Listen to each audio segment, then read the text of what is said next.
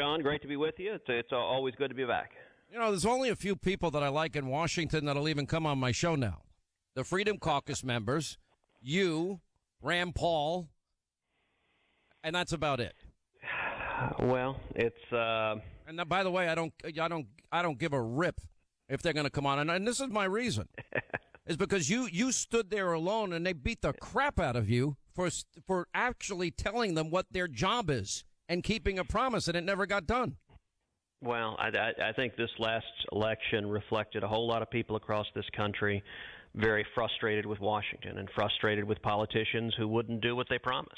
And I think that should have been a wake-up call to everyone in Washington that we need to either deliver or be shown the door. And that being said, I think the vote Friday night passing tax reform out of the Senate was a big deal and a huge victory for the American people. I totally agree with you, especially middle-class cuts. I like the repatriation quotient involved in that, multinationals literally having the ability to bring trillions back to the country, the corporate tax, also what the president has been doing in terms of ending burdensome regulation and moving towards energy independence, all the things that you have supported.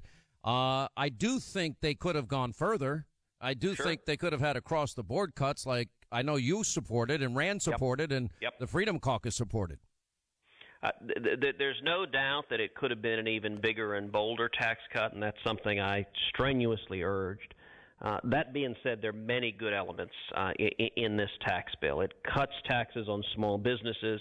It cut taxes on job creators, which should generate more jobs and raise wages. And I'll tell you, there were several battles that I was intimately involved in this tax cut debate where we prevailed and conservatives prevailed. You know, 2 months ago, I began publicly calling for ending the Obamacare individual mandate as a part of tax reform. And when I was doing that, it was me and just a handful of conservatives. It was me and Rand Paul and Tom Cotton, and we didn't even, I would say, have 6 senators supporting us at the time. By the way, you can add Cotton to the list of good guys. I agree with you. Yeah. The three of us were making the lonely case for that, and most of our colleagues were wary that it would jeopardize tax reform, and we made the case vigorously, both privately and publicly. This is the right thing to do, the individual mandate. It's an unfair IRS penalty on 6.5 million people because they can't afford health insurance. And we went from virtually nobody in the conference agreeing with us to Friday night, 51 Republican senators voted to end the individual mandate, which is one of the worst parts of Obamacare, and to use the $338 billion that saves to lower individual rates, to lower marginal rates all across the board, and to double the child tax credit from $1,000 per child to $2,000 per child. That was a big conservative victory, and 2 months ago, nobody thought we could get it done. You know, you did something. I honestly, I should have talked about it because I knew about it, but it escaped my mind with everything going on with Mueller and this witch hunt as far as I'm concerned. But you were able to actually offer an amendment on Friday to make what's known as 529 education savings accounts, which are just phenomenal. Yep. And these accounts up until now have been used exclusively only for college tuition expenses. But your amendment, which got stuck at 50-50, it literally now allows and expands the use of $529 for 2 additional purposes. Tuition for students in K-12 private and parochial schools and also costs related to homeschooling. And that's up to $10,000 per child, and it can be distributed for those purposes. That's a big deal. And Vice President Pence, came in to save the day and break the tie. Sean, that's exactly right. This is the most significant school choice federal legislation that has ever passed.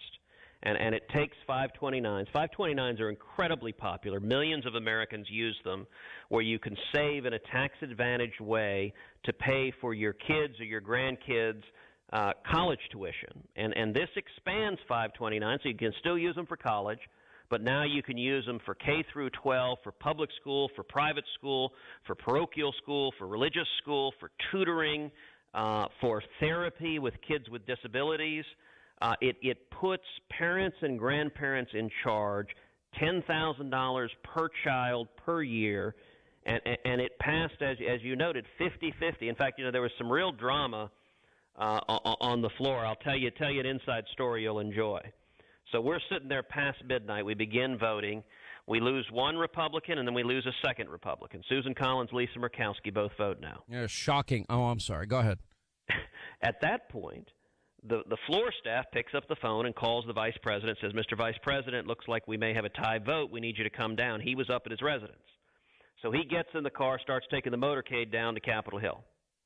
Then Joe Manchin, Democrat from West Virginia, comes down and votes yes. And there's an audible gasp in the well of the Senate. Good for him.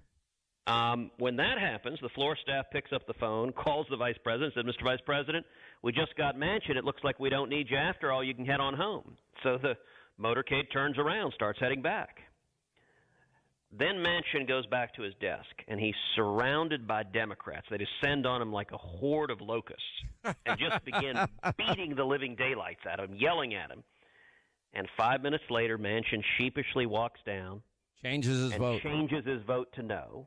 Man. And so the floor staff calls the vice president a third time, says, I'm sorry, Mr. Vice President, we do need you. So they turn the motorcade around yet again. He heads from the Naval Observatory to the Capitol. Past midnight, he comes onto the Senate floor, said the ayes are 50, the nays are 50, the Senate being evenly divided. The vice president votes in the affirmative, and the biggest school legislation in history is adopted, school choice legislation. I can't thank you enough for this. One of my frustrations has been that, like, if you look at the health care debate, and I know for a fact because the people that saved that bill in the House were the Freedom Caucus. Yep. And you worked hand in hand with House members. And by the way, as a general rule, senators think they're so snobby that they can't even talk to House members half the time. And that's true. Yeah. And you were intimately involved, helping them, people like Mark Meadows and Jim Jordan, every step of the way. Absolutely. And what was missing in that debate, Senator, you know what was missing? You're talking about the biggest education change. That's a big idea. Yeah. All right. So is health savings accounts. Absolutely. I've been quoting Musgrave and Goodman, Patient Power for all my career almost. Yep. I've been putting on this poor doctor from Wichita, Kansas, Dr. Josh Umber, to say, hey, $50 a month, unlimited care, 24/7, 365, a 95% reduction on pharmaceuticals. Hello, wake up. There are models and paradigms we can adopt. Well, you're exactly right. And listen, conservatives, we win when we tell the truth, when people hear the truth. Liberals win when they effectively hide the truth and lie because their ideas don't work. They fail. Our ideas, free markets, work. One of the things in this entire tax reform debate that I've been trying to do is trying to do everything I can to move the public debate. So I've done now 2 different debates on tax reform with Bernie Sanders on CNN, town halls. By the way, I watched you and I said, they can't pay you enough to do that, but go ahead. Well, it's important. I mean, you're doing it every day on the airwaves, but we've got to, Margaret Thatcher said, first you win the argument, then you win the vote. We've got to explain and lay out the truth. And I have to confess, Sean, my favorite moment in the debates with Bernie Sanders is when I turned to him and I said, one of the things I love about Bernie is he's very honest. He admits he's a socialist. He ran as a socialist. He told the voters of Vermont he wasn't a Democrat, he was a socialist. He that's what he believes in. But I turned to Bernie and said, Bernie, since this is a debate on tax policy, let me ask you, what is the difference between a Democrat and a socialist on taxes? Nothing. Well, Bernie was silent for 4 or 5 seconds, and then he said, "Oh, I don't have an answer to you." And I said, "You know what? Neither do I." That's that's a grand slam. Why you get in the debating arena with you is what do you think of this Franken thing? Well, look, I think he did what he had to do. The allegations against him are serious, and they kept coming, one woman after another after another. The allegations on their face appear very serious. And so at this point, I don't think he had any choice, and he did what he had to do. And we've seen all across the country powerful men in Hollywood, in entertainment, in journalism, in politics, who abused their position and engaged in sexual harassment or sexual assault. It's wrong, and I think it's a good thing that people who have behaved abominably and who have abused others are being called to account. I don't disagree, and I think at the end of the day, this is going to be a better environment. I think that, because of the courage of many, there's going to be a change. At least I hope and pray, for crying out loud. Some of this, I'm so sick of reading this crap. The next thing, though, what do you do? Like in the case of John Conyers, he denies it, and what do you do when we don't know the answer right away? Look, it could be a complicated question to assess. Not every allegation is true. I spent a lot of years in law enforcement. You see true allegations and false allegations, and people are entitled to a presumption of innocence.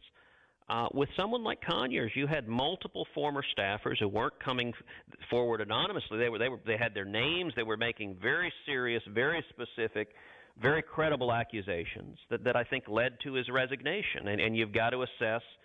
With Franken, I think it was up to 7 different accusers, and are all of their accusations true? I don't know, but you've got to do your best. Well, we also had the picture of him with Leanne Tweeden, and the picture with him and Ariana Huffington, and the picture with him and Joy Behar, and because of politics, Joy Behar and Ariana said, "Oh, it's okay," but you know what? The pictures kind of speak loudly, don't they?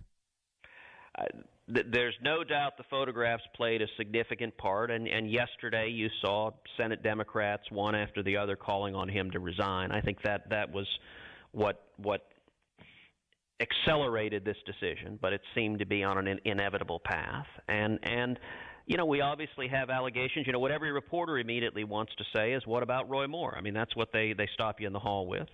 And my approach to that, look, with Al Franken, what I believed at the time is if the allegations are true, he should resign, and now he has resigned.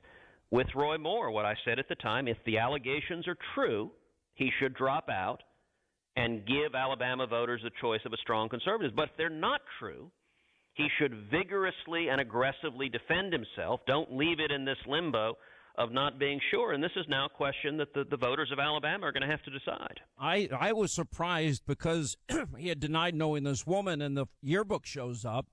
Yeah. I was a little surprised forensics wasn't used.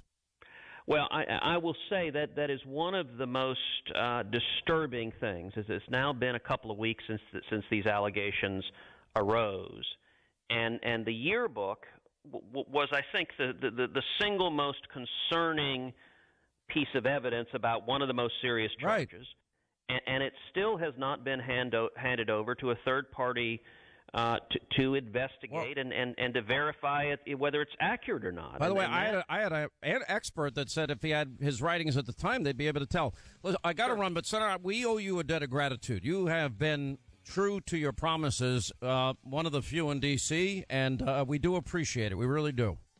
Well, thank you, Sean. We've got an historic opportunity right now, and we got to step up and deliver. And Agreed. I think we're going to get this tax cut passed. I think we're going to get it passed by the end of the year, and that's a big, big deal in terms of honoring our promise to the people.